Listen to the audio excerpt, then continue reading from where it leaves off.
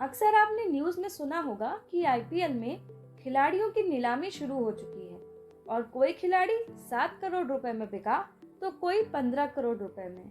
मेरी तरह आपके मन में भी ये सवाल जरूर आया होगा कि आखिर आईपीएल में खिलाड़ियों की नीलामी किस तरह होती है और किस तरह उन खिलाड़ियों के बेस प्राइस तय किए जाते हैं। आपको बता दें कि बेस प्राइस वह प्राइस है जिस प्राइस पर कम से कम एक खिलाड़ी को खरीदा ही जाएगा।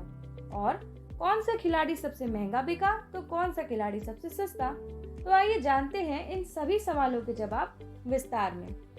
आईपीएल 2022 की नीलामी 12 और 13 फरवरी को बेंगलुरु में आयोजित की गई। इस बार आईपीएल के मेगा ऑक्शन में 10 टीमें हिस्सा ले रही हैं। इसमें कुल 590 खिलाड़ियों पर बोली लगाई गई है, जिसमें से 320 खिलाड़ी भारतीय थे जबकि 270 खिलाड़ी विदेशी थे। आईपीएल की शुरुआत की बात करें तो इसकी शुरुआत वर्ष 2008 में हुई थी और वर्तमान सीजन जो खेला जाएगा वह इसका 15वां सीजन होगा। तो चलिए जानते हैं कि आखिर कैसे होती है आईपीएल की नीलामी, कैसे तय होती है टीमों की बेस प्राइस और क्या है right to match card. IPL नीलामी में मेनली ये फैसला होता है कि किस टीम के लिए कौन सा खिलाड़ी खेलेगा। एक्चुअली ये एक खुली नीलामी होती है जिसमें सभी टीमें हिस्सा ले सकती हैं और जिस खिलाड़ी को वे खरीदना चाहती हैं उनके लिए बोली भी लगा सकती हैं। भले ही किसी टीम ने बीसीसीआई को खिलाड़ियों की लिस्ट भेजते समय उस खिलाड़ी में रुचि ना दिखाई हो, लेकिन फिर भी नीलामी में उस खिलाड़ी पर वह टीम बोली लगा सकती है और उस खिलाड़ी को खरीद भी सकती है। नीलामी में आने वाली सभी टीमें पूरी तैयारी के साथ आती हैं।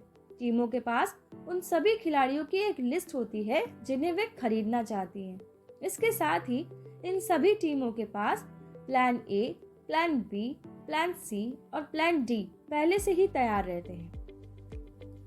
मान लीजिए किसी टीम के पास जिन खिलाड़ियों को खरीदने की योजना है, यदि किसी कारणवश वे उन्हें नहीं खरीद पाती तो टीमें प्लान बी में शामिल खिलाड़ियों को खरीद सकती हैं और फिर इसी तरह अन्य प्लान का भी इस्तेमाल किया जाता है।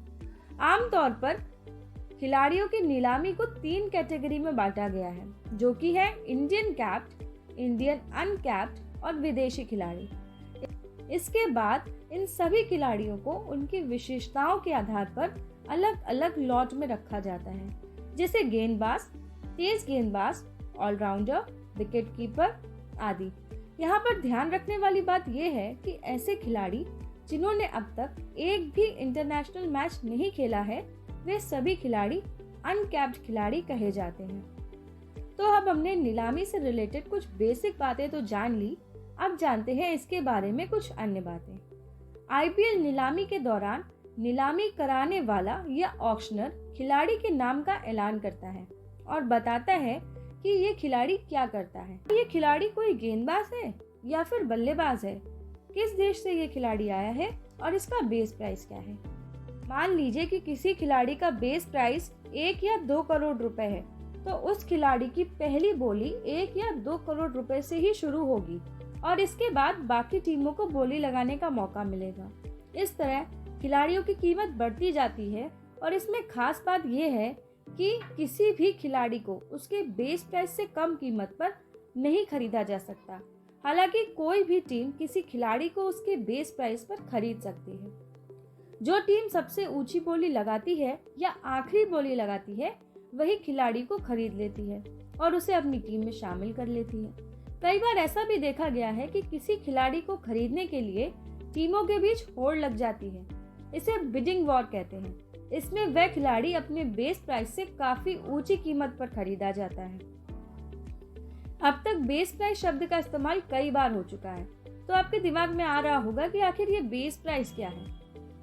तो आइए जानते हैं कि बेस प्राइस क्या होता है। बेस प्राइस वह न्यूनतम कीमत होती है जो किसी भी खिलाड़ी के लिए लगाई जाती है। बेस प्राइस को खिलाड़ी नीलामी से पहले तय करता है और बीसीसीआई को इससे संबंधित एक लेटर भी देता है। इसके साथ ही खिलाड़ी अपने बोर्ड से एक नॉन ऑब्जेक्शन सर्टिफिकेट लेकर भी उसे बीसीसीआई को देता है, जिसमें यह लिखा होता है कि संबंधित बोर्ड को उस खिलाड़ी के आईपीएल में शामिल होने से कोई आपत्ति नहीं है। खिलाड़ी के बेस प्राइस को तय करते समय उसके पिछले प्रदर्शन, उसकी लोकप्रियता, उसके सोशल मीडिया फॉलोअर्स आदि चीजों का भी ध्यान रखा जाता है। तो ये तो बात हो गई उन खिलाड़ियों की जो सोल्ड हो जाते हैं। अब बात करते हैं उन खिलाड़ियों की जो अनसोल्ड ही रह जाते हैं। अनसोल्ड खिलाड़ी वह खिलाड़ी होते हैं जो नीलामी के दौरान किसी भी टीम द्वारा नहीं खरीदे जाते। कभी कभी ऐसा भी देखा गया है कि नीलामी के पहले राउंड में अनसोल्ड रहे खिलाड़ी का नाम नीलामी के अंत में या तेजी से होने वाली नीलामी प्रक्रिया के दौरान फिर से लाया जाता है, और ऐसा तब होता है जब कोई भी टीम उस खिलाड़ी में इंटरेस्टेड होती है। इसमें एक पॉइंट ये भी होता है कि अनसोल्ड खिलाड़ी को किसी टीम के चोटिल खिलाड़ी या किसी टीम के खिलाड़ी के उपलब्ध न होने पर रिप्लेसमेंट के तौर पर भी टूर्नामेंट के लिए चुना जा सकता है। तो आज के वीडियो में बस इतना ही। अगर आपको ये वीडियो अच्छी लगी है तो कमेंट सेक्शन में ज़रूर बताइएगा और चैनल को सब्सक्राइब करना मत भूलिएगा। Thank you.